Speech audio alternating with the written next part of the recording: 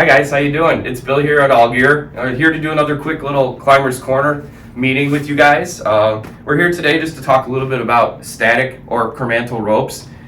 These are kind of becoming more and more common. Now I would say they're very common because SRT has become a big part of our industry, and so has using mechanical devices in our systems. And we look for a stiffer, less stretchy or elongating rope when we run a static system, because obviously we're usually using a foot ascender or a hand ascender, things like that, and we want the rope to stay stiff and feed through these devices. So All Gear has a full lineup of static and Kernmantle ropes here. We have two versions of 1/2-inch tower line. Each one of these is a 1/2-inch diameter. They are both the same rope, just different color versions. So you have a kind of a red cherry bomb, yellowish fleck here, and then you have a really cool neon green with a blue. Both of these are available in full sections through your distributor. Then here we also have a tower line, but this is a 7/16. So for those of you who like to run a little bit smaller, tighter version rope, you'll have the 7/16 version as well. The jacket seems a little bit tighter, and this is in like a neon green with a cool blue speck.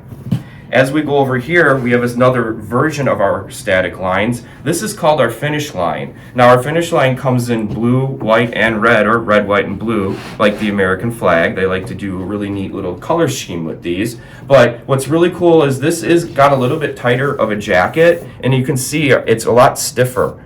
So for those of you who like a really light rope that has good elongation, this has a 3% elongation rate, so there's very little stretch in this rope. So those of you who like a really strong, stiff rope when you're running your systems, finish line is the way to go. I actually really like climbing on finish line. You'll see it in a lot of my climbing videos that I'm working on this.